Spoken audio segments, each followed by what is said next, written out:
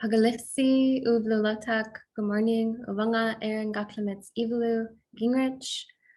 Uvanga Koekan Athabascan Suli Inupiaq. Uvanga carver, painter, beadworker, photographer, designer. And I live and work in Anchorage, Alaska and Coho, Alaska on Dena'ina homelands. Hello, I am Erin Gingrich. My Inupiaq name is Ivalu and my Koekan Athabascan name is Ggaaaditmits. My family is from Nulato and Nome and Inupiaq, as well as having some family that came to Alaska and spent time in Sitka. I currently live and work on Dena'ina homelands in Anchorage and Coho. I am a carver, a beadworker, a painter. I do photography, design, and sewing and regalia creation. I have spent the past year doing research and creation to create the Allannuq exhibition. And this body of work is based off of the concept of Allannuq, which is an Inupiaq word. And it means to undergo a change, to be different than before. And this concept really came to me because of everything that we've all survived and everything that I have survived in my time recently. Life has been changing at such a rapid pace. And so being able to honor and represent that change is something that really came to me as we were all adapting to how different the world has been lately. And so change is a natural element of the living world. You know, it happens all around us, it happens within us. It can happen over lifetimes, it can happen hourly, it can happen over millennia. And adaptation to these changes is done by natural beings in the environment through transformations. It's natural to change, it's natural to adapt, it's natural to transform. And so these processes occur all around us if we were to pay attention to them. And it's really important to me to honor that power and represent that, because my ancestors saw adaptation and change and transformation as being some of the most powerful spiritual power that could be viewed. It was believed that, you know, that shamans could transform and change, and that was seen as, you know, the highest level of power that someone could transform in any way. And so being able to observe the changes and transformations that occur in the wild beings that we share this world with is really important to me as I was observing the change that I've had to adapt to, that we've all had to adapt to. We are living in a time of change. Our environment is changing. Stability isn't really something that we currently have with our land, with our atmosphere, with our current, current social statuses. Like, things are changing, things are transforming around us, and we need to be able to adapt and change to those. And so honoring the change that I see, the change that we all get to see in the natural world around us, is what I have been studying for the past year, and what I will be representing in this work. And so for the past year, I've done research on the land, research in museum collections, and I've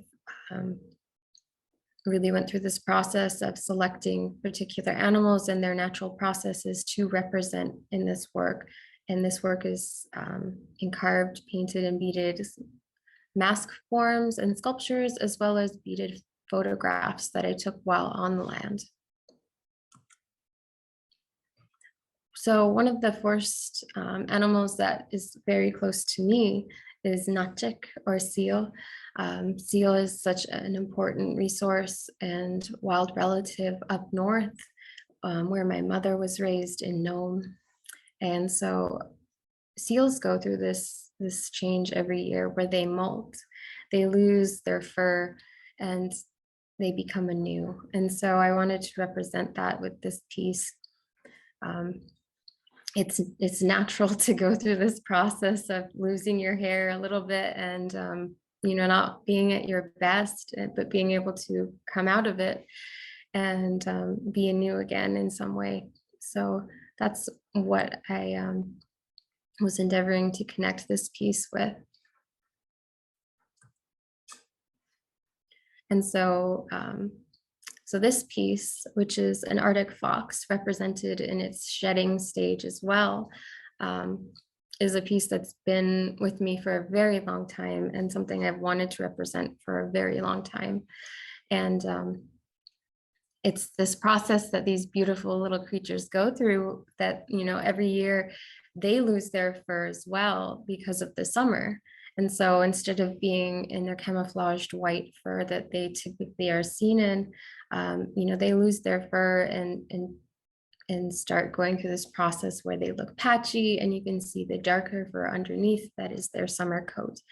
And representing that process of going through it, visually being able to see someone a being going through that change is what this piece connects with. And so to continue with that, that narrative, here's an Arctic fox in the summer coat. And, it's such a different look than what we're used to seeing those animals represented as. Arctic fox typically are, photographed or imaged as being this pure white in their camouflage and winter coat, but they have a different life during the summer and they look different. And so this piece represents the summer existence that they get to live in.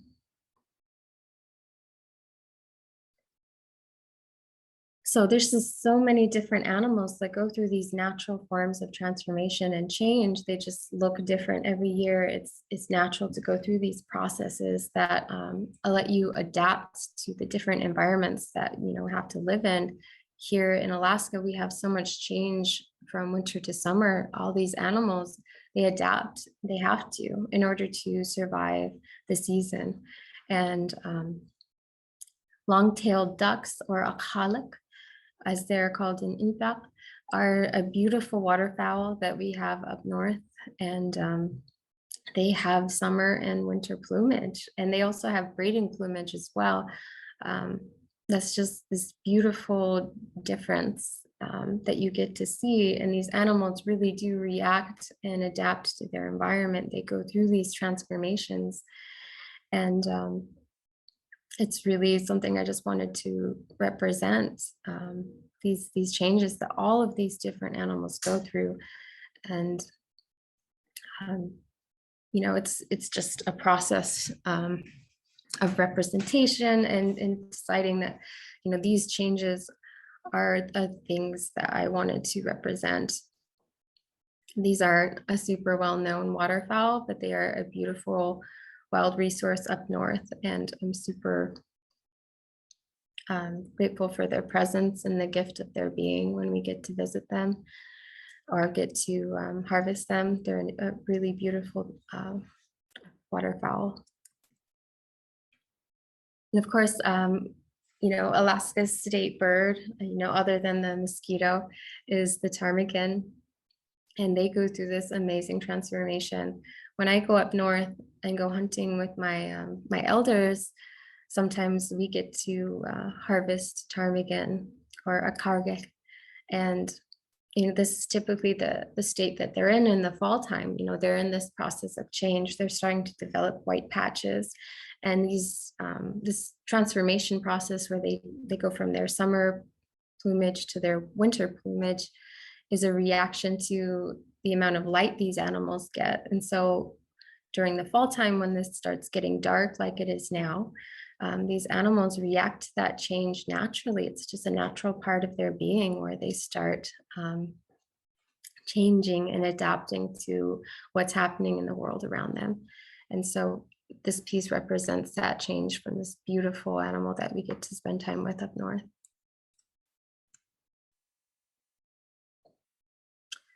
So another natural, part of change and adaptation that we get to see in our wild relatives is simply growth. And I wanted to represent that in these pieces, which are sandhill crane or titira. Um, it's a beautiful thing to see things hatch. It's a beautiful thing to see them emerge, um, for a little being to come out of an egg and transform from being this thing that seems so solid to being something so soft and gentle. It is another form of transformation that we get to witness every year if we pay attention. And as well as just, sandhill crane being an amazing animal that gets to tell us when the seasons are changing because of their migration patterns. When they visit and fly over, it really is a marker for me about when we can anticipate the winter coming and how we need to prepare for it. I saw some fly overhead just the other day as I was walking in Anchorage. It was amazing to see them so close, here in town. And they really do mark that change for me in the environment and help me know when winter's coming.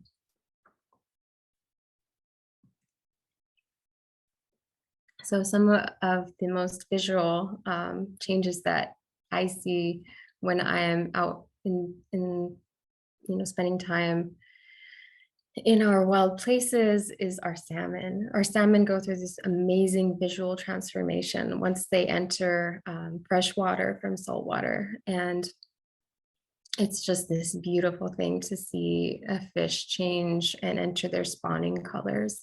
And that was really something that I really connected to and wanted to be present in this exhibition is Inupiaq or salmon, shifting and changing from the beautiful ocean colors to their beautiful spawning colors that they just go through this amazing process. Once they hit that fresh water, it's just this beautiful thing that it's amazing to witness. It's really amazing to find a salmon that's going through that process. They don't look exactly as dramatically as this, but I wanted to represent that change really visually. And so I really took time to add those colors to these pieces and make them be going through this process very actively.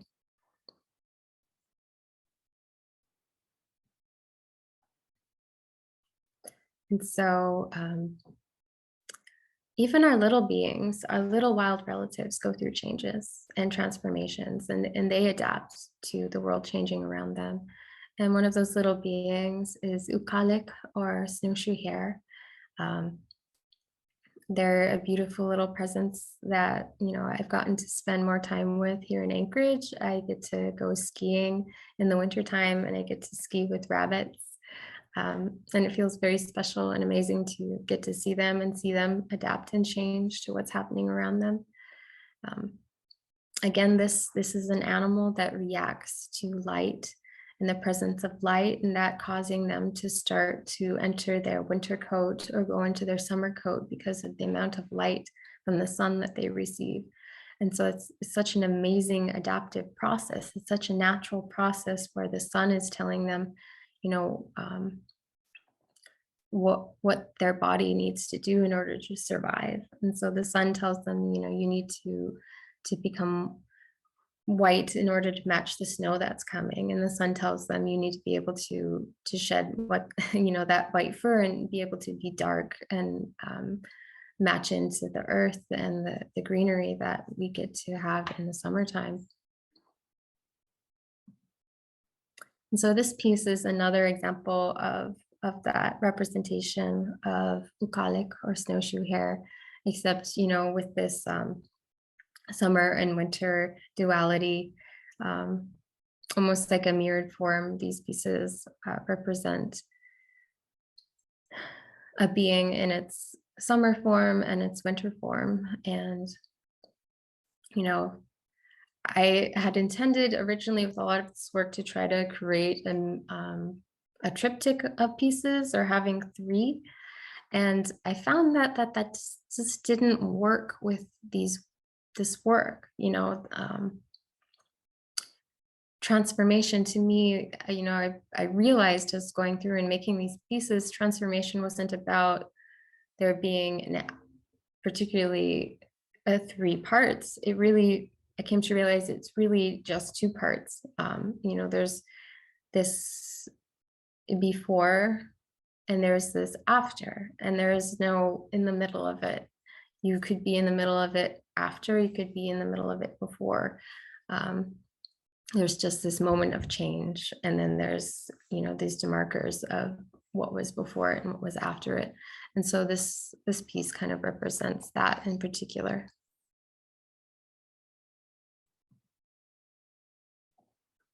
Weasels as well, what some of our very small wild relatives go through change and adapt to, again, the sun telling them that it's winter is coming and they need to change in order to survive.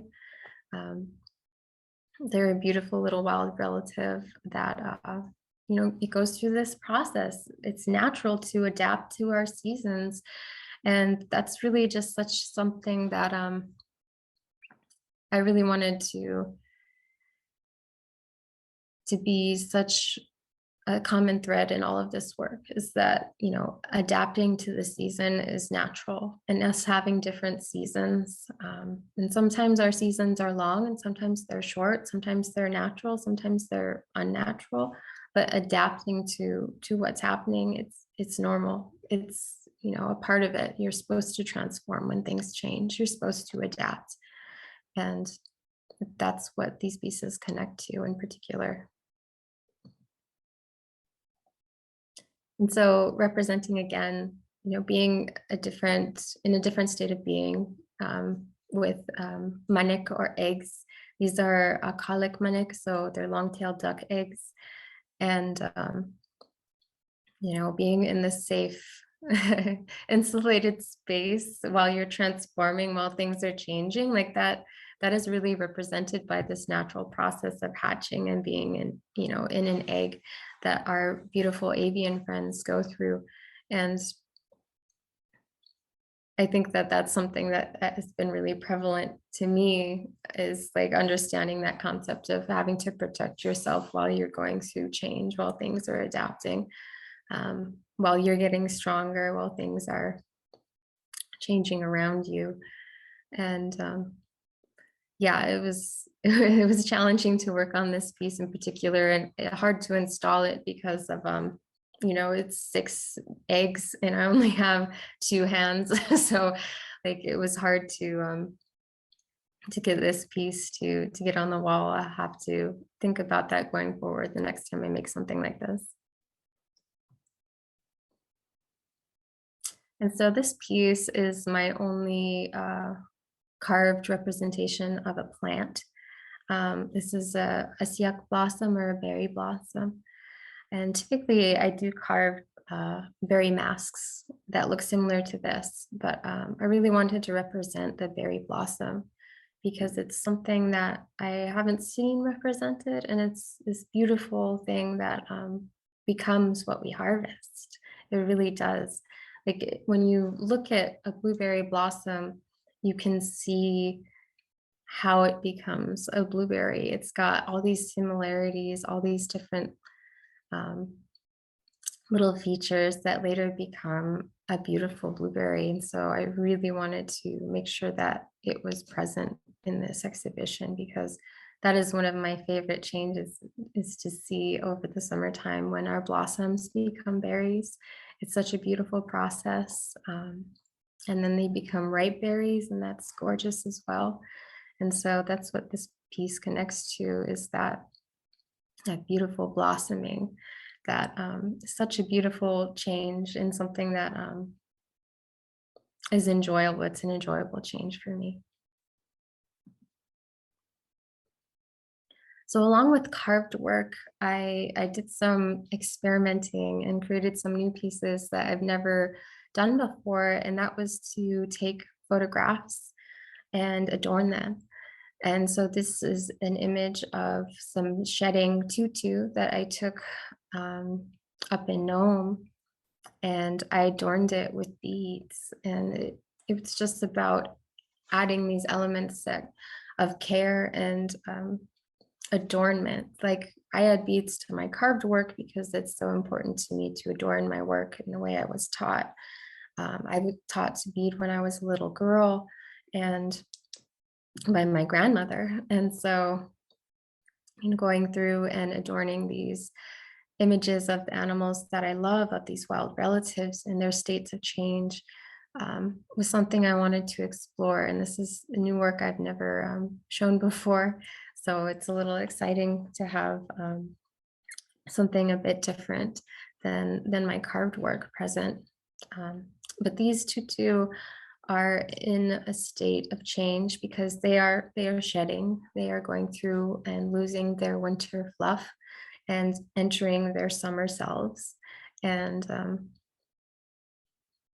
it's again this process that helps us see that change is natural. Going through seasonal changes is natural. And it's a part of adapting, it's a part of living and part of being close to the earth, close to Nuna. And so this is a photograph I took of a salmon that I was lucky to have been gifted with. It came to me on the Kasilof River, and it is entering its spawning phase. So this salmon had to have swum up the river and came back down to where it met me. And you see it entering these beautiful colors and changing from, like, this was the most unique fish that I've ever caught because of its coloration and because of it having, entering this state that's completely different than all the other salmon that I've ever caught, that are normally silver and blue. And this one was red and gorgeous and entering this state of change and being, in the process of changing. And so, like, one of the most, visual and common understandings and like visual representations of change is in butterflies. And so butterflies, like the word for butterfly is Ggaaaditmits, and that's my Koikan Athabascan name. So I had to make sure that this being was represented in the exhibition. Because of their existence and their forms of metamorphosis, they just represent change so directly. And these processes of being and entering the before and after and surviving and getting to be a completely different thing, and it being natural and normal and a part of what's supposed to happen in its lifetime.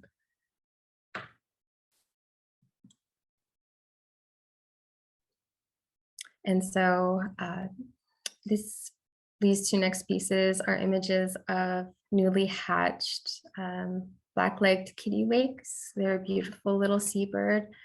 And they're in this, this very fragile state of having just come out of that hard shell of being in an egg, this protected place. And they're beautiful. They're gorgeous little beings. And I adorned them with beads as I would. That one's not showing. So I adorned these images with beads as I would a mask, and connected beads from the eyes to the beak to really give them that care, the same care I give my carved work, is to represent them in that way. Normally I carve my berries and represent them as mask forms, and because of the amount of research and time on the land I spent preparing for this project and this exhibition, I got to take photos, digital photos of our berries. And I really came to love these photographs. They really mean a lot to me. They're such a beautiful thing to see. It's such a reward to go out on the land and see these beautiful little gifts around us and get to harvest them. And so it was something that I wanted to make sure had its presence in this show, because as well as with the berry blossom, like this is what they transform into. This is the beautiful things that we get to harvest at the end of the summer after all this work that they've done to change and, be blossoms and then become green berries and then become ripe berries. I wanted to connect to those, these beautiful gifts that really are such a transformation to see and harvest over the summer, and make us such a difference in my happiness when I spend time on the land. And so these are ukpit, or cloudberries, that I got to visit and harvest while I was in Nome last year with my elders.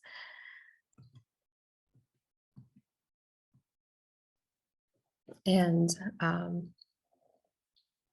it really was a beautiful experience to get to investigate and get intimate with these wild resources in a different way, other than just harvesting them. Getting to see, to be low with them and spend time with them in a different way was a really beautiful process that I really enjoyed. Our cranberries as well are beautiful wild resources that change over the year as well. These are high bush cranberries. They're a little bit different than our low bush berries, but they're still a beautiful gift, and they're a beautiful thing that really, really, emerges in the fall time and helps us know when things have changed, know when we need to prepare for the winter, know when we need to start adapting. Our low bush cranberries as well are such a beautiful resource that is wonderful to spend time with. And it's a beautiful process of picking them, because they naturally, they have to be picked after the first frost, and that being a natural part of them becoming ripe. This process of ripening requires environmental change, and so their presence in this exhibition really connects to that concept of having to adapt because of what's happening around you, of that being natural, of receiving, change from the signals from our land, from our environment, from the atmosphere, and then changing and being ready for, harvest. And of course, asiak, or blueberry, and it had to be represented as well. My favorite things to harvest when I visit my elders up north.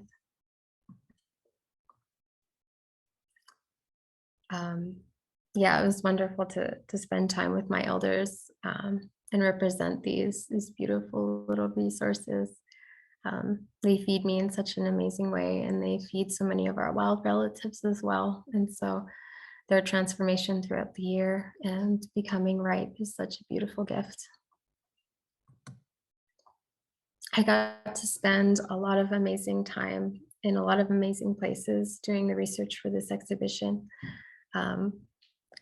All of these places are homelands to different Indigenous people. Some of them are my relatives, some of them are not. And so I'm very honored to get to spend time in these beautiful wild places that have been cared for by Indigenous peoples and stewarded by them long before I have come to be. And so Inupiaq Anabasi, to the Native people who have cared for these lands that have supported and fed this work. I've also been able to conduct visual research and object study for this exhibition. I was able to visit the Carrie M. McLean Memorial Museum in Nome.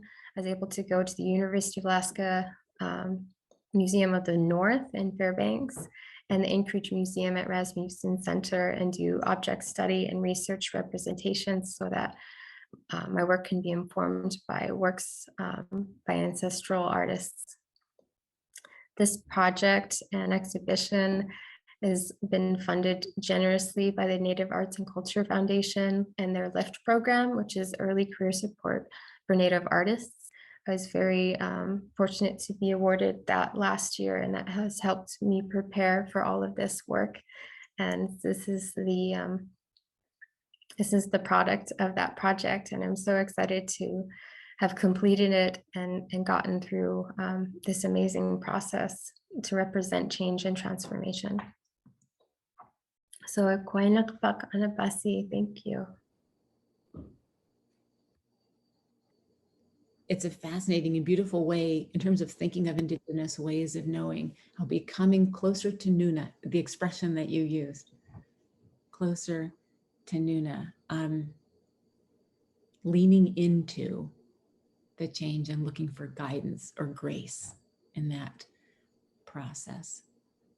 And how does that reconcile with, you know, how some Alaskans might be climate change deniers or not respecting Indigenous ways of knowing and the importance of relationship to land, to practice and grow in culture, in traditional ways of life. So there's a lot that's quietly exemplified through your work in terms of care and connection. Yeah, I feel like so my work is about representing the natural beings that we get to harvest and these resources that feed us.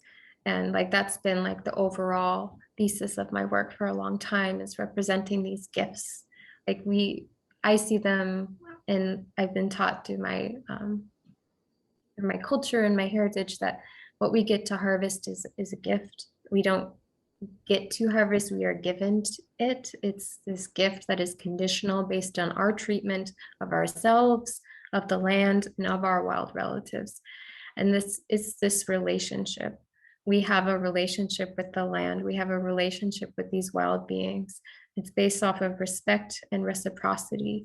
And it's this beautiful, sustainable thing that my ancestors have fostered for years, that my elders continue to foster, that I continue to try to foster. That relationship isn't just about subsistence and subsistence. That relationship informs us because the animals and the plants are far more connected to our environment, far more connected to the atmosphere than we are.